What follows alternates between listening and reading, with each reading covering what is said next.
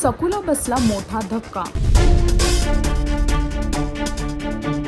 सखा माझा पांडुरंग या मालिकेमध्ये सकूला दिगूमुळे मोठा धक्का बसला आहे। दिगूने केला सकूचा विश्वासघात। जो निर्णय दिगूने घेतला आहे त्याच्या सामोरी कसं जाणार आता सकू? दिगू आला आहे घरी, ते सुद्धा माणिक बरोबर लग्न करून, आणि तो सकू समोर हेच म्हणतो की आजपासून ही सौभाग्यवती माणिक माझी अर्धांगिनी झाली आहे। जे ऐकून सकूच्या पायाखालची जमीन खिसकली। एवढंच नाही, तिथेच मनोरमाने सकूला मुद्दामून त्यांना ओवाळून त्यांचा गृहप्रवेश करायला सांगितला। जे करताना सकूचे डोळे भरून आले आहेत आणि सकू फार भावुक झालेली दिसत आहे। आता दिगू आणि सकूच्या आयुष्यात येणार दुरावा, दोघांचं नातं तुटणार, हे पाहण्यासाठी तुम्हाला सखा माझा पांडुरंग ही मालिका पाहावी लागेल। आणि अजून अशी लेटेस्ट अपडेटसाठी टेलीचक्कर रिजनला सबस्क्राईब करायला विसरू नका।